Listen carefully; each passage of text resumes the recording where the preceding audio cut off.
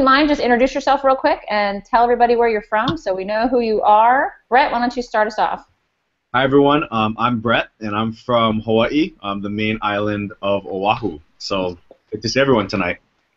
All right, good to see you too. Brian? Brian Swan, Minnesota. All right, probably similar weather, Hawaii, Minnesota, pretty close. We're going down in the 30s in Pennsylvania this weekend, so I'm not quite ready for that yet. Jane? Jane Chapman, lacrosse coach in Tampa. All right, thanks. Lorena, hola.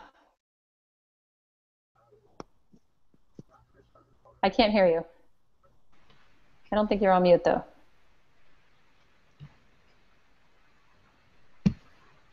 Yeah, I still can't hear you. Check your speaker, check your headphones, see if that works. Maybe unplug it and try to plug it back in. We'll come back to you. Monique. Hello, everybody. My name is Monique Lewis. I'm the partnership manager for PCA here in the DC Mid-Atlantic region. So I'm kind of doing some double duty here, getting certified to coach, former college basketball player, and I've also coached youth basketball and volleyball. Thank you. And Wendy.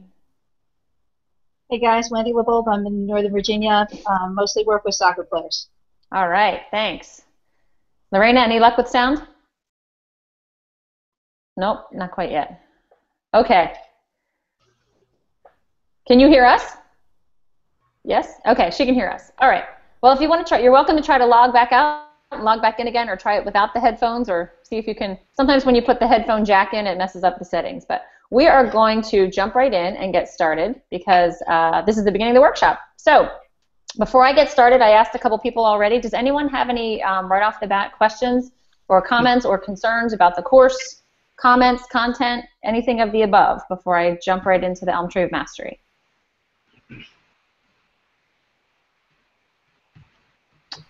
All good. All right, awesome. Well, tonight we're going to get into the very first principle.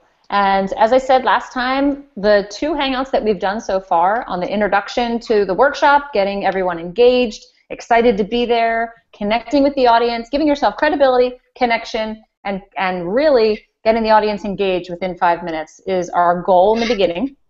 Last week we went through sort of the big picture PCA content, how we started, where we came from, where we're going, our lofty goals that we have as a company, and how we go about attaining those goals, which is exciting to give people the bigger picture. And tonight we're going to get into the very first principle, which is the Elm Tree of Mastery. Interestingly, when I went through, just about an hour ago, I went through some of the people that have already answered this week's questions, and I said, which principle do you use the most in your coaching? And it's interesting how many people choose this one. The Elm Tree of Mastery is probably the principle that I hear most after a workshop. The very end of my workshops, I always finish up by saying, okay, which one of these principles is going to stick? Which one of these was a big aha moment for you? Or what's something that you will take away from this tonight that you're going to put into practice right away?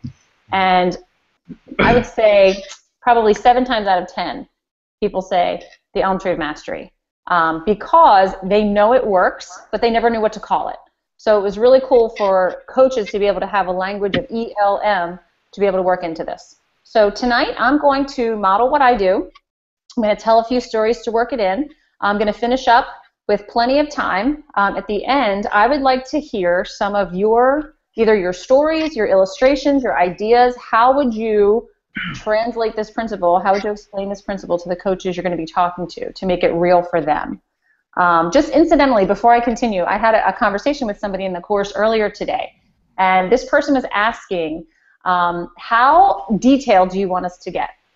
Because she said when she did the quiz, I know many of you did the quiz with Ruben, he said, I want you to be short and succinct and to the point. But then when she read everybody's answers on the course discussion board, it seemed like people were writing these big, long details. And I explained to her that one of the reasons that we are asking you to be very concise and to the point is because when you're presenting and you're facilitating a PCA workshop, you don't have a lot of time. So if you get into this huge, long, detailed explanation of every single principle, you're going to run out of time really quickly. The reason for this concise, short answers is so that we know you know what you're talking about, and you can get that, you can communicate that to your audience quickly and to the point. I always say, the KISS method, keep it as simple as possible. You can always go back and elaborate more later, but keeping it simple is probably the best way to do it. However, and the course, I think some of you are just, the answers that you're writing down on these discussion questions are fantastic. Would you be able to explain that in a workshop to that much detail? Probably not. You won't have enough time to get into that much detail. But the idea of the discussion questions is to really get you thinking about, where is this principle coming from? How would I use this? I want you to make it as real as possible. So some people, I think, are writing a little bit too much in their discussion questions, but some people are writing not that much. I'm not going to give you a definite, like, you need to write a paragraph or you need to write 2 paragraphs. I want you to understand the principle. For example, this week when we were talking about scoreboard, one of the reasons that I put that down as a question, and I actually changed that. This is the 7th time I've run this course. I actually changed that question because what I find in a lot of my workshops, and I said this before, when people think that Positive Coaching Alliance is only focused on the character development and not focused on the scoreboard and the winning, we actually lose credibility with a lot of coaches right off the bat. So one of the things that I like to focus with us as trainers on is showing the value of mastery, the value of filling tanks, the value of honoring the game as a way to increase the scoreboard and performance score. So in saying that, I think it's great for trainers to mention, not to forget about the scoreboard, because I've heard some trainers say, the scoreboard's not as important as the life lessons, where I think there's probably a ton of coaches out there that will disagree with you. In our hearts, we want to say, yeah, the scoreboard's not as important, but bottom line is the scoreboard is important, because that's the measuring tool that we use. That's the measuring stick. So that's why I put that question in there this week, to get you to think about, what is the value of the scoreboard? How do we use the scoreboard correctly with our team and give it the value that it deserves?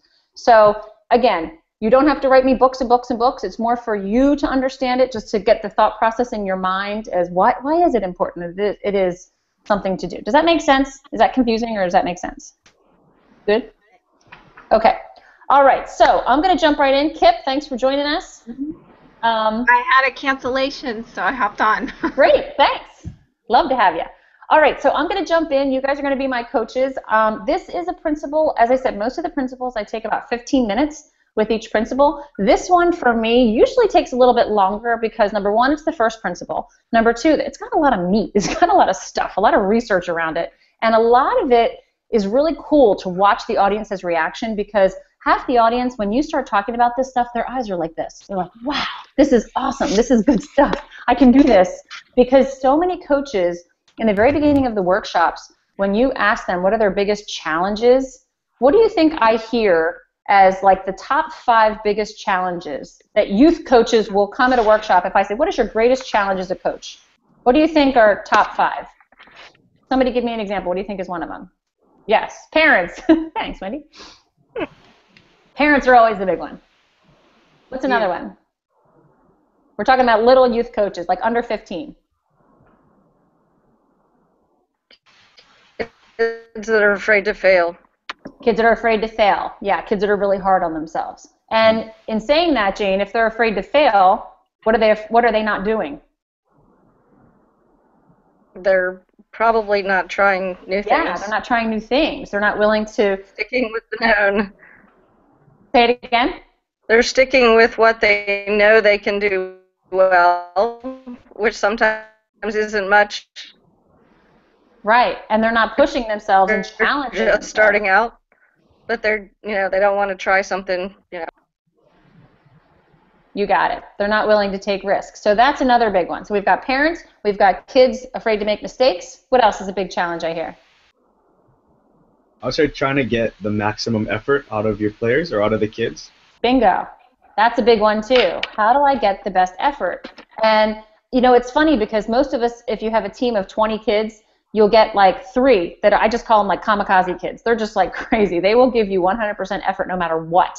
And then you've got the other end of the spectrum, where you've got 3 or 4 that are like just in there to participate. When is this over? I'm done. I'm not really into it. And then the rest of them fall somewhere in between, depending on the skill that you're teaching. So yeah, getting maximum effort out of the kids. And the other one, just for sake of time, what I was looking for is motivation. How do you get these kids motivated for the right reasons? Not just motivated so that mom and dad will think I'm awesome, not just motivated to score, but how do you keep them motivated throughout a practice so that they can take these life lessons? Because a lot of times at the younger age, if the kids aren't interested in a drill, if they think it's too hard, they give up. But we all know that the hard practices are the ones where the character grows. It makes them stronger. So we have to keep them motivated for the right reasons. So that's why, as I said, Elm Tree of Mastery is a great principle to get started. So remember, we ended up last week with the development zone, explaining this idea of the development zone and the role that the leaders and the parents and the coaches and the athletes play. The development zone, remember, also is the complete opposite of the entertainment sports industry. And this is sort of where we ended up last week, talking about the entertainment mindset of sports is where sports are for money, and parents have bragging rights, and kids are in it for the fame and the scoreboard and the glory, and completely different than where our goal in Positive Coaching Alliance, the model of the development zone culture. The principles that we use, just to review real quick, the Elm Tree of Mastery, the goal, very simply, is performance. How do we get the best performance out of our athletes? That's what we want to do. It's that simple. Filling the emotional tanks is how do we get them mentally ready to hear what we have to say as coaches? How do we make them coachable, the best coachable kids we can? And the third one is honoring the game, and that's where we get the kids to realize this game is bigger than any single moment. There's a lot more pieces in the game that are very much more important than them at that moment, and we want them to see the big picture. So those are the three principles. Now, what I'm going to do tonight is I'm going to show you a video from a movie called We Are Marshall. How many of you are familiar with this movie and have seen this movie before? All right, great. Well, this is a scene from the beginning of the movie, and this is actually based on a true story in the 70s of Marshall University in West Virginia. And I'm going to show you the halftime speech of a coach who's talking to his team. And I want you just to take a look. Let me turn the volume up. I want you to watch this video, and I want you to think about, as a coach, what strategy is this coach using to motivate his players? Fellas, it was a good effort out there today. Let me be clear about this. A good effort is not enough. I'm proud of it. But I will not accept losing with you. There's only one thing they judge us on. There's only one thing people remember. And it ain't how we play the game. Winning is everything. Anyone ever had a coach like that? Yeah, some of you may have, absolutely. If I said to you, on the count of 3, what is most important to this coach, what would you say? 1, 2, 3.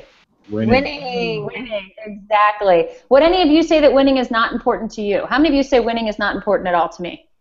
Right, no hands ever go up, because winning is important to all of us. This coach is passionate about the game of football. He cares about his players. He actually complimented his players. What was something that you heard him say to his players that was actually very good in the very beginning of his speech? What did he say? Did anybody pick up on that? What are some positives?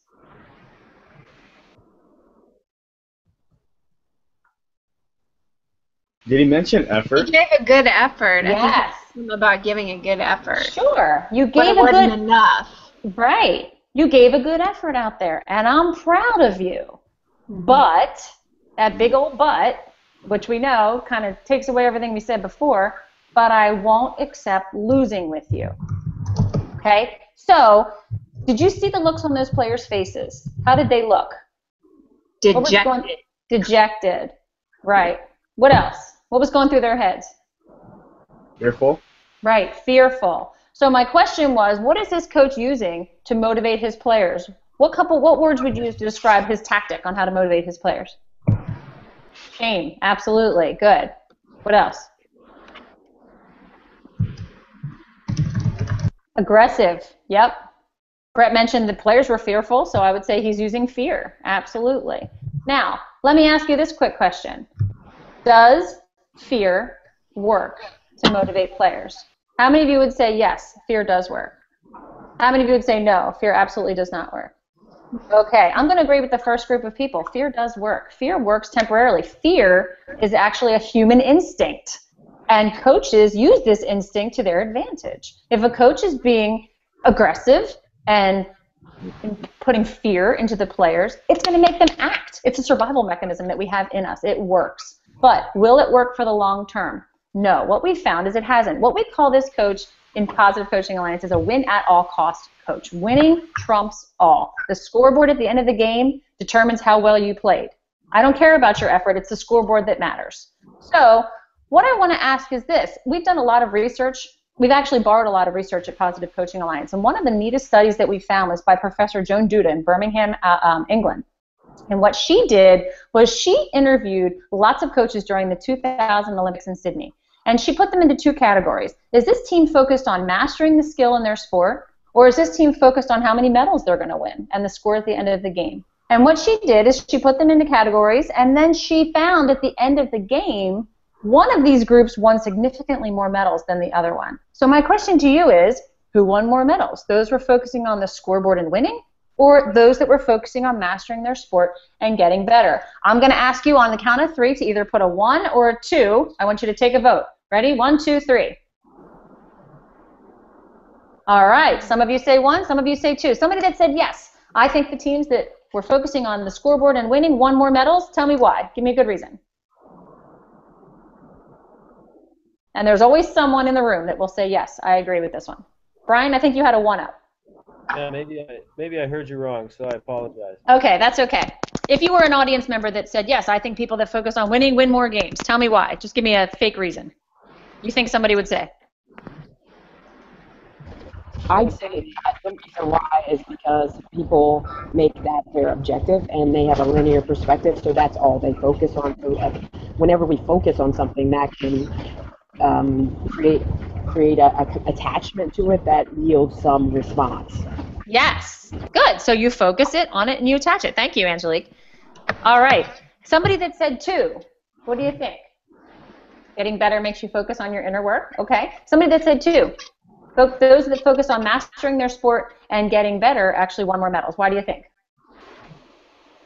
I think when you do that, you gain more confidence as you become more proficient at whatever skill, scheme, or technique you're trying to master. Mm-hmm. And therefore, once you master that, then it's sort of the natural outcome of that is winning, or the scoreboard, or however you want to put it. Okay, so it sounds like you're saying winning is the end. It's the process that leads to the winning, which is the outcome. Great, great. And Wendy, focus on winning increases anxiety, which detracts from the skill. Very good point as well. Well, I'm going to show you another clip from the same movie. And unfortunately, in the movie We Are Marshall, if those of you are familiar with the story, the whole team perished in a plane crash, and that coach and those players as well. So the new coach, Jack Langle, had to start off with a team that had very, very little football experience. And he had to build this team from the ground up. Now, some of you might be able to relate to this. You're asked to coach a new team with very, very little ability, experience, talent, skill, whatever you want to call it, and you've got to start from the ground up. So this idea of winning is everything might not work unless you're a completely undefeated team. Anybody ever coach a team that's completely undefeated? Any coaches here ever not ever lost a game? Wow, awesome. Okay. Yeah, in our youth football, in 5 years, we only lost 3 games. All right, thank you. That's, some coaches have said that's a tougher season to coach. It is not a good thing. They didn't know how to lose well. Yeah, absolutely. So I want you to listen to this coach and the way he talks to his players, and I want you to hear what he's using to motivate. I want to talk about our opponent this afternoon. They're bigger, faster, stronger, more experienced, and on paper, they're just better.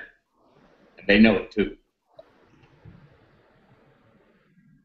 But I want to tell you something that they don't know. They don't know your heart. I do. I've seen it. You have shown it to me. You have shown this coaching staff, your teammates. You have shown yourselves just exactly who you are in here. When you take that field today, you've got to lay that heart on the line, man. From the soles of your feet With every ounce of blood you've got in your body, lay it on the line until the final whistle blows. And if you do that,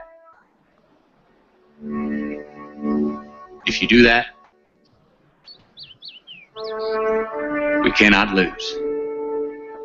We may be behind on the scoreboard at the end of the game, but if you play like that, we cannot be defeated. Little different focus for this coach. What would you say is this coach's #1 tactic to motivate his players? Heart. Heart. Effort. Effort. Good. Emotion. Definitely. Does he care about his players? Yeah. Did the first coach care about his players? Yeah. Did they go about it different ways? Yeah. So let's talk about this. This type of a coach we call a mastery-focused coach. The first one was a win-at-all-costs, scoreboard-focused coach, and this one is what we call mastery. So the first principle that we're going to talk about today is called the ELM tree of mastery. Remember, we started at Stanford. A lot of the things we do are based around trees, so you're going to have to get used to that. What we're talking about here is the definition of winning. What does it actually mean to win, and the definition of success? So, for example, the scoreboard definition coach, the idea of success is the results. Basically, bottom line, the end of the game, who's up and who's not, or your time, the faster time. Whereas the mastery definition of success is based on effort. So I want you to think about this for a minute. It's actually better and harder for a coach to focus on effort, and this is the reason why. Because some people have said, oh, it's PCA is teaching coaches to be soft and easy. Well, I don't know about you, but I think as a coach, if my standards were based on every player giving maximum effort and me keeping them accountable for that, despite a win, despite a loss, I'm going to hold them accountable for their effort. Will those players work harder? Yes, they will. Let's say I'm a scoreboard-focused coach. What if your kids didn't play well? They didn't put in any effort at all. It was kind of a joke of a game, and at the end of it, they won. Are they going to think they gave a great effort? Yeah. So as a mastery-focused coach, you actually hold the players more accountable for effort when you're focusing on mastery, not on the scoreboard. Let's take a look at the scoreboard definition of success. The kids and the players compare with others constantly rather than comparing the players to themselves. What have you learned? How have you improved? What have you gotten better? I've had coaches that have said after a practice every day, tell me one thing that you got better at today. And maybe before practice, what's one thing you want to work on today? Someone earlier said focus. If you can get the athlete to focus on what they've learned during that one practice time, they're going to improve. The cooler thing about this, too, what I found, I was a big high school basketball player who constantly was comparing myself to other players. Basketball was a very quick game, and it had a lot of skills in it, and I was constantly like, I'm not as good of a shooter. I can't dribble as well as my friends. I can't shoot a basket. I can't shoot a three-pointer. However, if I would have changed that focus on what I was learning at each practice instead of getting all that head trash out of my mind and actually learn from other players. I once had a coach say to me, I said, Coach, I'm getting beat by this girl. We're playing man-to-man defense. She is blowing by me every single time. And he said, what is she doing? I said, every time she's doing a head fake right and going left. And he said, I want you to try to do that. And he actually had me learn from the player I was defending. And I thought, wow, what a great focus rather than putting myself down. It was awesome. I'll never forget that. Scoreboard definitions of success. Coaches make it very clear that it's not okay that you made a mistake. Coaches, I want you to show me without saying anything out loud. I'm on your team. I just shot that basketball. I had a wide open net. Nobody was defending me, and I missed that shot. I want you to show me non-verbally that it was not okay that I just made that mistake. Ready? 1, 2, 3, shoot, miss, show me. Absolutely.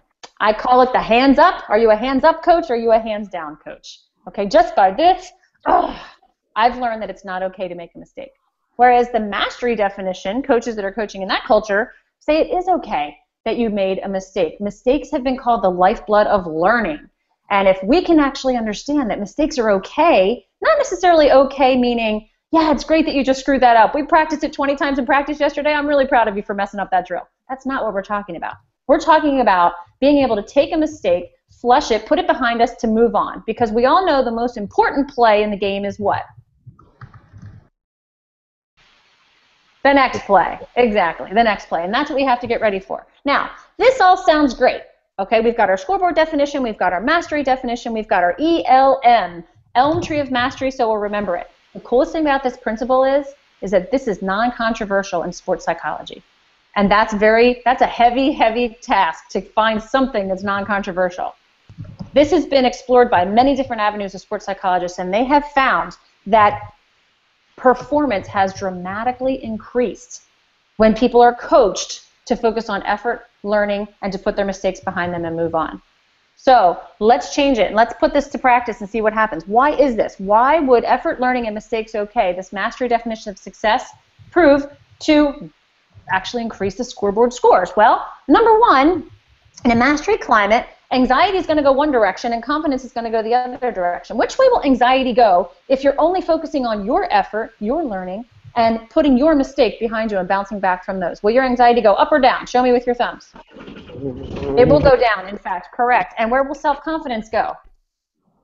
Right. So imagine coaching a team of low anxiety, high confident kids. Just imagine what you could do with that team.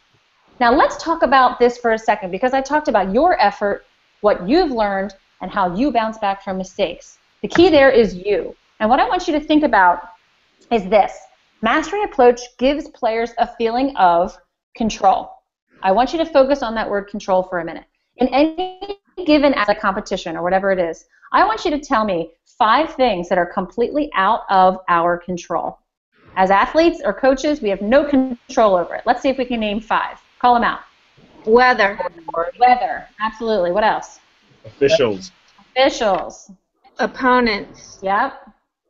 And how much training did the opponents have? What did the opponents have for dinner last night? How are they doing? What else? Your own teammates. Your own teammates. Luck, absolutely. Parents, yes, parents and their behavior. Right. How many of you have ever heard one of those 5 things given as an excuse by one of your players as to why they messed up or why something didn't go well? Yes. As coaches, we've got to take those excuses right out of the book, because we want our players to just focus on what they are in control of. And they are in control of how much effort at any given time. They're in control of how much learning they've done and what they've learned at the end of practice or a game. And they are in control of how they handle mistakes. So this is what we're going to talk about today. They're going to work harder. They're going to stick to it longer. Albert Bandura and all of his cohorts at Stanford, and Carol Dweck, somebody else that we talk about a lot with PCA, who's given a lot of her research to our principles, have both found this to be very, very valuable in any way, not just in sports. They have studied this in education. They've studied it in music.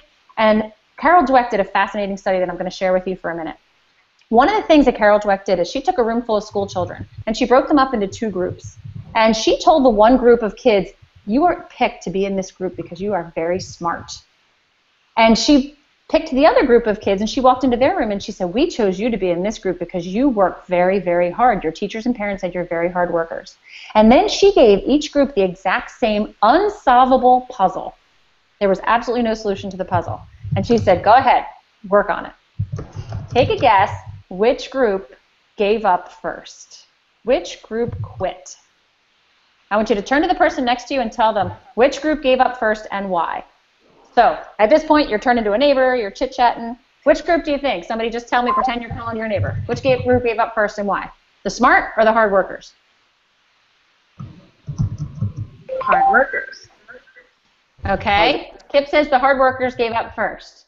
I disagree. Oh, no. I meant that the other. That's okay. The other way. That's okay. That's okay. Because people have said that in I get that as an answer sometimes. The kids that just thought they were hard workers. The true answer is the kids that were told they were smart gave up first. Why do you think that is? Because I know as a parent, when I was raising my kids, I would constantly say, oh, you're so smart. You're so fast. You're such a great colorer. Until I read this study and I realized, uh-oh, what happened here? Why did the kids that were told they were smart give up first? They were overconfident about their skill sets. Okay, overconfident? I think it's because when they were stuck with a challenge, because they were stuck with the challenge, since they weren't told that they can work hard and persevere through it, that's when they chose to give up. Because if I'm a smart person, then I should be able to figure this out. Exactly. Good point. Exactly. I think you've read the study, Brett. This is exactly what happened. When they were faced with a challenge, they thought, I'm supposed to be smart. I can't figure this out. And they shut down. Coaches, I want to let you know that a lot of the players on your team have this same fixed mindset. They've been told their whole life in their youth sports, in their club teams, by their parents, by their friends, you're fast, you're smart, you're a good shooter, you're a fast swimmer. This fixed mindset that kids have in their head is so detrimental. And as coaches, we have to reverse that trend. We have to give them what's called a growth mindset. We have to teach these kids that they are hard workers because we believe they are hard workers. And that's the cool thing about this study. The kids in the second group didn't do any work harder than anybody else. It was just that they were told they work hard. And as coaches, you have that much power. If the kids believe that you believe in them, that they're hard workers and they put effort out, they will, it's self-fulfilling prophecy, they will work harder for you. So let's put this into practice. Here's a scenario, and we're just going to pretend that Jesse is on your team, whatever sport you coach. Jesse hangs his head every time he misses a shot, and as a result, he doesn't get back on defense. So translate that into any sport that you're coaching, okay? Here's what I'm going to ask you to do. Now, I'm going to assume that you're all mixed sport coaches. At this point, what I'm going to do is I'm going to ask you to all stand up, and you are going to model the sport that you coach. So if you're a basketball player, you're going to be bouncing a basketball, just miming a basketball. If you play baseball, swing a bat. If you play lacrosse, whatever it is. And I'm going to, on the count of 3, as you're acting out your sport, you're going to get into a group of at least 3 or 4 people that coach the same sport that you're coaching. And when you get there, I'm going to give you about 2 or 3 minutes to talk about the scenario. How would you handle a kid like Jesse on your team as a coach? Okay? 1, 2, 3, go. Now, at this point, this is hilarious because if I have a room full of like 40 coaches, at this point they're all standing up and they are swinging bats and they're giggling and they're bouncing basketballs and they're finding each other and they're mixing all around the room. Sometimes I'll get a group of basketball coaches over here and basketball coaches over there, and that's okay. So it's just a really fun way to get everybody up and moving around. Another option that I've done with this too, if I have all soccer coaches or all basketball coaches, I will ask them to get into groups according to what age level they coach. So I'll say, okay, everyone that's coaching U8 over here, U10 over here, U12, U15, whatever it is. And I like them to answer this question based on their age level because some of them might have obviously a different way to handle a kid if he's 5 versus if he's 15. So, and then again, another way to do it is just if you don't feel like having them go up and pantomime the sport, just say, okay, I would like you to, basketball coaches over here, football over here, baseball over here, whatever it is. So I'll have the coaches get up. I'll give them about 2 to 3 minutes. And the one thing, just to let you know that it's out there, we actually have on our PCA trainer site a stopwatch that you can put right into your PowerPoint. So it's actually a really great visual aid if you have people getting into groups. The next slide you can click, and it's a countdown stopwatch of 2 minutes. And that way you don't have to, keep the clock. They'll be able to see it. So you can say, okay, when the stopwatch clicks down or when the stopwatch, what's the word I'm looking for? Expires, stops. We're going to bring the group back together again. And the cool thing is that you never have to say like, okay, everybody quiet down. As soon as they see it get back to 0, it rings and then everybody gets quiet. It's like the magic stopwatch. So can I just have one of you, then what I'll do is if in their groups they'll have a chance to share the scenario and I will ask, okay, I'm going to ask one spokesperson from each group to share with us how your group would handle this. Now, this is, again, a workshop with about 30 to 40 coaches, and they're usually in groups of maybe 4 or 5. So this really doesn't take that much time to have each group go around and just explain for a couple minutes. This whole scenario takes about, I would say, maybe 5 to 7 minutes just to work that into your head to get this whole thing executed.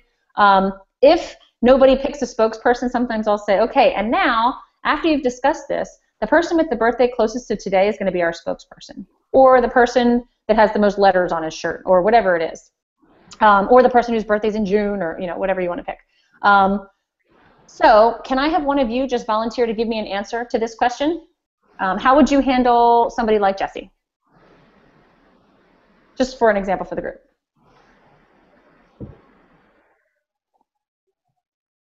Okay, whose birthday is closest to today? Mine is yesterday. Oh, Angelique's was yesterday. Winner. Okay. Ding, ding, ding. So, as you can see, even when I ask you a point-blank question, nobody wants to volunteer, but as soon as you say, when's your birthday, everybody's like, woohoo, mine was yesterday. Okay.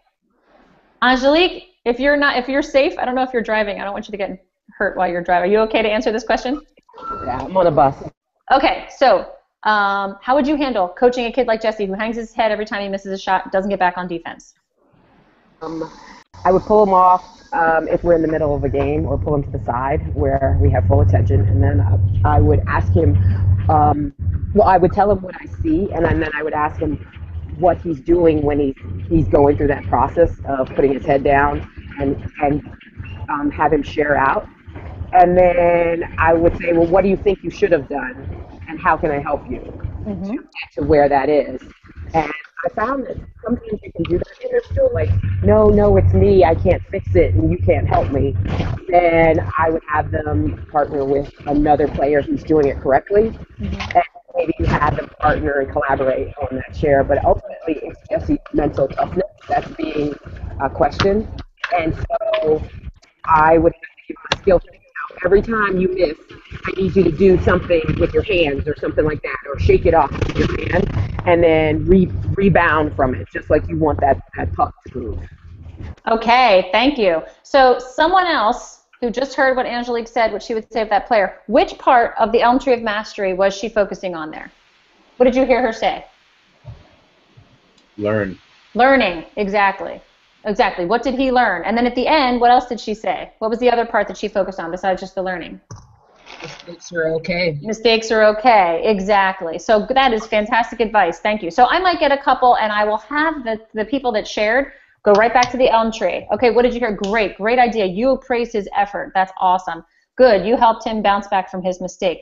Good. You showed him what he learned. It's not important that he missed the shot. It's more important that he learned from. What did you learn? Well, I didn't follow through on my shot. Great. That's something that you learned. So one of the things that I promised you was that you would walk out of this workshop today with some tools, something you can take with you. One of the things, and you're welcome to open up to page 23, each chapter explains the principle, and then the next chapter gives you a toolkit. And the toolkit are things that you can use, coaching tips right away. One of them that we love to use, and this is something that has been found across multiple sports all the way up to the professional level, is called the mistake ritual. Mistake ritual is a physical sign that you can teach your team in order to do a mental reset, to flush a mistake and move on to the next play. But it's physical. The physical is important so that if you don't have time to pull a player out and sit them on the sidelines and explain to them what they did, it's something they could see across the field or across the pool that the whole team can do. One of the things that, one of the greatest mistake rituals that we like to explain is called the flush. We borrowed this from a college basketball coach out in Kenyatta College out in California. And he has his college basketball team literally put their fingers up in the air. Everybody, fingers up in the air. On the count of 3, I want you to make the biggest flushing toilet noise you can. 1, 2, 3. At this point, my whole audience is kind of cracking up, and I always say, you know what? You think that's funny? Try to do it to a bunch of 8-year-old boys. They think it's hilarious. So the flush is simple. I actually found a toilet posted in the dugout of the Tampa Bay Rays Stadium, the baseball stadium. They have it stuck to their dugout wall, and they use the flush. When they come in after a rough play or they've struck out, they push the button, and it makes a flushing toilet sound. Other coaches have said, brush it off, no sweat, shake it off. I've actually heard from a coach that said they do this one, let it go, let it go. I coached U12 girls lacrosse this year, and Taylor Swift is their idol. So I would play Shake It Off at the very beginning of practice, and we'd all practice shaking it off. That was kind of our warm-up song. So our mistake ritual became Shake It Off, and this is what they did. I would just, on the sidelines, they'd make a mistake, and they would shake. And I noticed towards the second or third week of the season, if a girl missed a shot or a girl missed a ball or whatever she did, I would just see this, kind of like shake her hand and shake it off. And it was something they kept with them. They stuck with them, and they were ready to move on to the next play. There's a couple others in the book. There's one other one I'd like to point out to you that I love to use, and it's on page 25. And this is called effort goals. How many of you are really proud of the fact that you set goals with your youth players? Something that you do. You like to set goals. I love it, and I usually get a lot of hands. Setting goals is so important. What I learned was I was setting the wrong goals. As a coach, I was setting outcome goals. My goals that I set were something like, I want you to go out in the second half, and I want you to get every single rebound when I was coaching basketball. And I thought, great, this is my goal. Okay, we're going to get 5 out of 6 rebounds. I want you guys to get them all. I'll let you miss one, but I want you to get every single rebound. Now, what I realized was that the very first time down the court, my girls didn't get the rebound.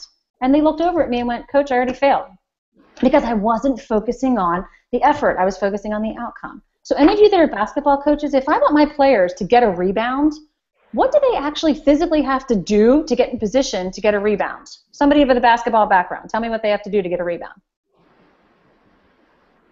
Box out. Yes, They have to box out. They have to box out. So they have to, and I would get Jane, I need you to, I would get you up to show me. How do you box out? Well, I stand up, I put my butt in the air, I make sure I'm in the key in the right position.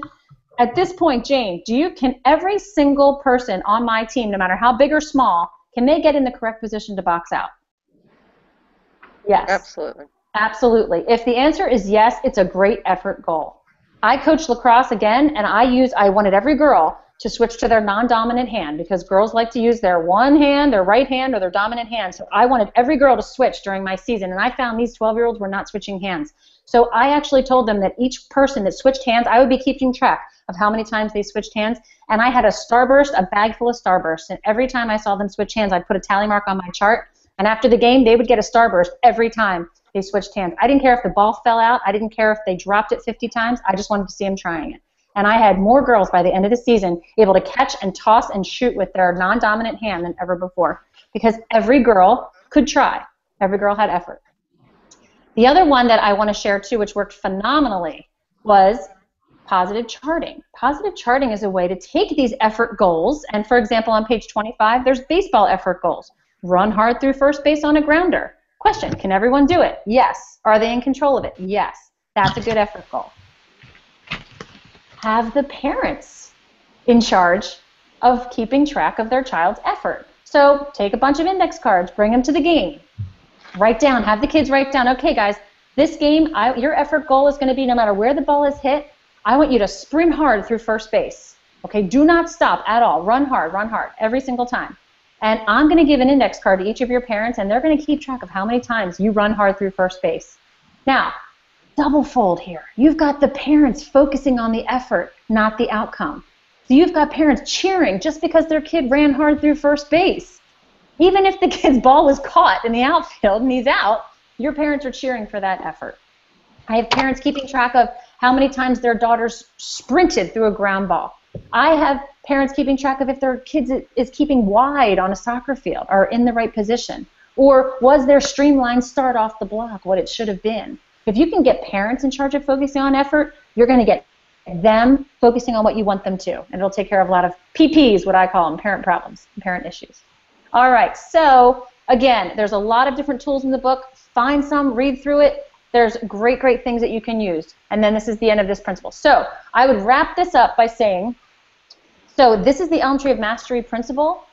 There's so much to this chapter, and I encourage you to read some more, but we're going to move on to the next principle, because now that we know as coaches what type of a mindset that we need to get these players to really focus on effort learning and bouncing back from mistakes, now we've got to make sure they're emotionally ready to hear what we have to say, emotionally ready to accept all of this coaching that we're going to be doing. So we're going to move on to the next principle, and that's, boom, where we start with that one. All right. That was a lot in a short amount of time. So what I want to do, I wanted to get at least 15 minutes at the end. Questions, comments, what'd you like, what didn't you like, if you want more ideas, or what would you do? What would be maybe some of the tools in here? I picked two. I love effort goals, and I love positive charting is one that I always say, because those are two that I use all the time. But maybe you have one that you like better. We all share mistake ritual every time, because that's something that's so simple and so easy and so powerful to get kids to just improve right away. Is just get them to let them know mistakes are okay. Mm-hmm. So what are some things that you would do to add to or to help explain this principle? I'm going to ask for maybe 2 or 3 of you to give me some of your ideas. And I won't cold call you. I'm going to let you volunteer. Well, I think effort goals is it's one of the things I focus on too, and especially when they're really either struggling with fear. Like I have a lot of gymnasts, and of course fear is and having a mental block is really common. And a lot of times people will say, well, you got this, or just think positive, you can do it.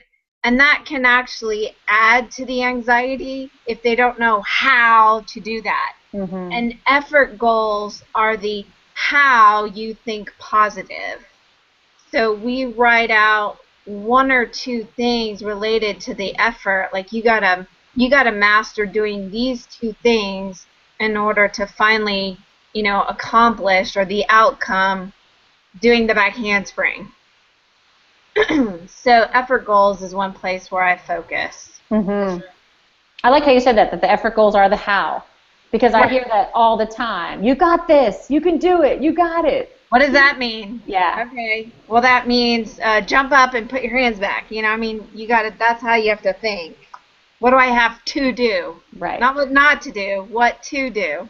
Exactly. And let me bring up a great point too, because it's funny. We have a brand new trainer from the last course who's doing her very first workshop in Minnesota, and she's a basketball coach and a basketball player, and she's doing an ice hockey workshop for her first workshop. And she's like, oh my gosh, Minnesota ice hockey is like, gospel, and she did not play ice hockey. But I told her, I said, this is a great opportunity, even if you're doing a workshop for a totally different sport, pull it out of them. What's a skill that you want your ice hockey players to get? Let's say the first week of practice. What's a skill you want them to do? And, I'm not an ice hockey person either, so somebody give me a good ice hockey skill, whatever it is. What's an outcome? What do you want them to do? Anybody ice hockey people here? You want them to follow through on their shot. Okay, I just made that up, whatever that is. Follow through on their shot. So that's the skill. Now, take it exactly what Kip said. Break it down. What do they have to do in order to do that? Well, in order to do that, they have to square up to the net. Yeah, they have to make sure they have a nice backswing. They have to make sure they're pointing, their follow through is going right to the net. You're going to pull this out of the coaches. The outcome's easy. Have the coaches tell you the skills that are needed in order to do this. With soccer, I've done this with soccer coaches a lot. The skill is I want them to kick the ball hard and straight when they make a pass. Great. So we say, okay, kick the ball straight. Well, these kids don't know how to kick a ball straight. What do they have to do? What goes into the how? Well, they have to lock their ankle, and I want them to kick with the laces. Okay, so just saying those two things, lock your ankle and kick with the laces, those are two very specific things that every kid can do. If you coach baseball, just totally eradicate, keep your eye on the ball. Take that right out of your vocabulary, because kids have been shown to have no clue what that means. But if you say, follow the ball from the pitcher's hand all the way into the catcher's glove, okay, that makes a little bit more sense. Turn your shoulder, okay, when you swing through, follow through, have your bat go all the way back. These are specific skills. Talk to these kids as if they're speaking a completely different language and break down every skill. That's the effort we're talking about, and that's what you want to reward them for. All right, someone else, give me an idea. How would you make this principle come to life?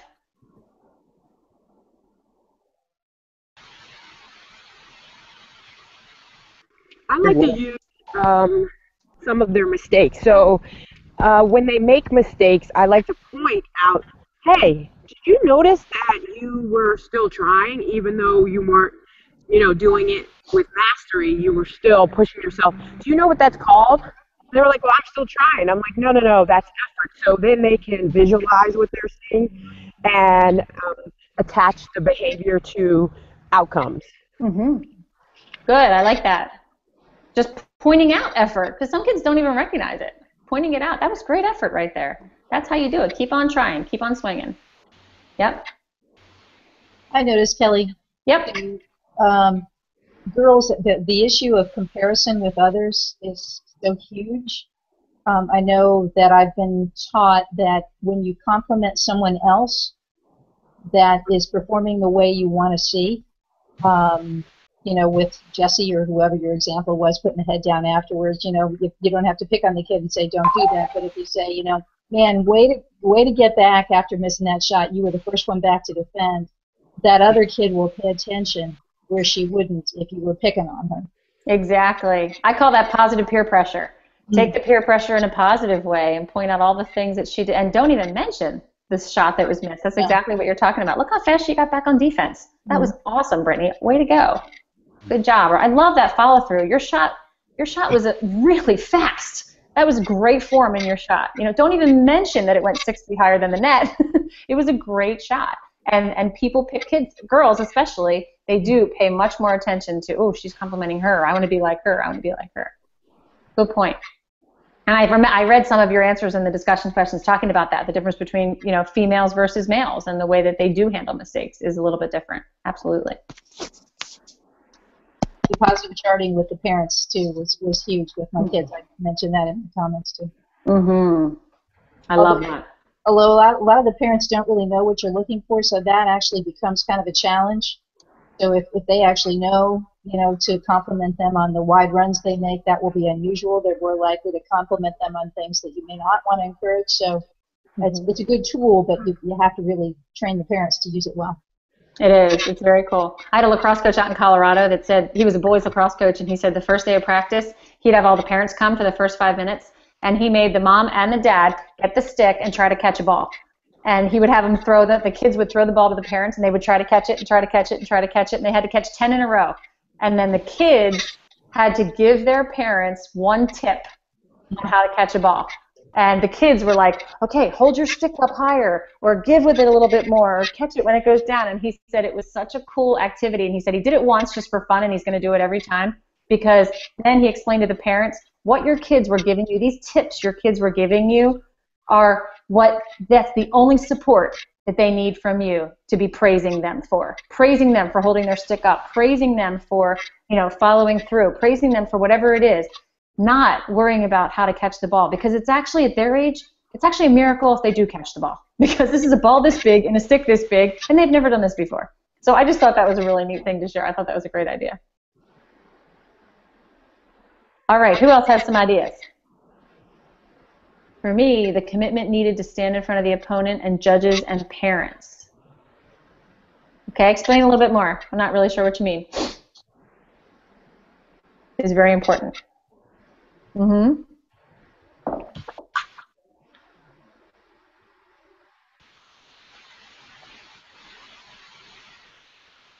To be brave? Okay, yeah, absolutely. And I think, again, the mistake ritual, when I talk about the mistake ritual, it's for the parents as well. It's very valuable. We talk about mistake ritual a lot in our parent workshops, that your child needs to see that it's okay in your eyes that he or she made a mistake.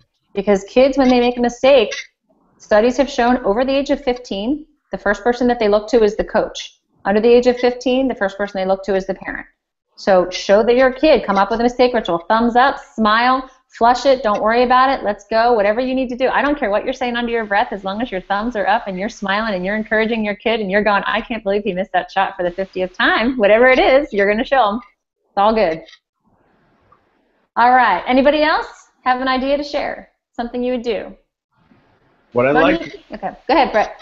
Was the learning piece, because I feel like for a lot of young athletes too, they just get reprimanded or told that was bad, but they don't understand the why behind it. And so kind of just reading through the book, I really like the idea of the parking lot conversation, because even if you try to correct their mistake and process with them after the mistake is done, they could still be in that, they could still receive it as like, wow, coach is like scolding me, or I'm not doing good enough, but be able to jot that, but note it down, talk about and process after, and kind of understand what their process was too, so they take the time to learn to do better with the next opportunity that they get. Yeah, I love that too, and that's a great one to mention, because some coaches have problems when you say mistakes are okay. And if you do get pushback from any of the coaches that say, I don't think mistakes are okay, or they might sit there and say, I think physical mistakes are okay, but mental mistakes are unexcusable. I've gotten that debate too. A mistake is a mistake, and how you handle it is very important. And we don't necessarily mean that it's okay that you made a mistake, like forget about it, it's never going to happen again. That's where we call it parking the mistake. I've had coaches say, put it on the bus. We can't, at this moment in this game, if I really get into that mistake with you, I'm going to be harping on the negative. So let's park it, put it on my clipboard, we'll talk about it tomorrow at practice.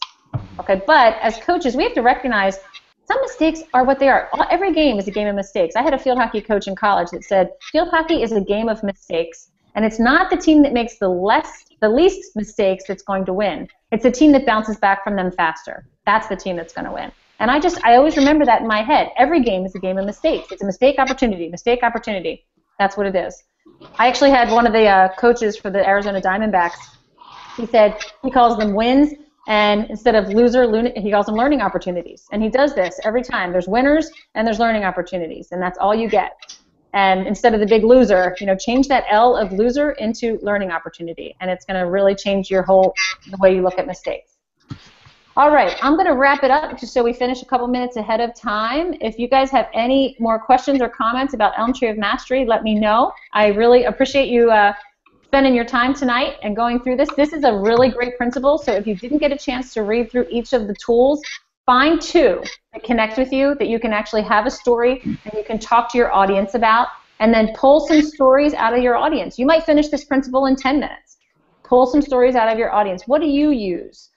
Targeted symbolic reward. I think there's 9 tools in this one, and they're all awesome. So the tough part as a trainer is to not sit there and vomit out every single rule, every single tool, and go, this is great too, and this is great too, and this is great too. Just to give them a snippet of these, pick 2 that you like or you've heard used really well. But if anybody has any more questions, I'll be on for a couple more minutes. If not, guys, I appreciate your time. And next week we're going to do filling the emotional tank, which is also a lot of fun. So take care. Have a good night. Thanks, Kelly. You're welcome.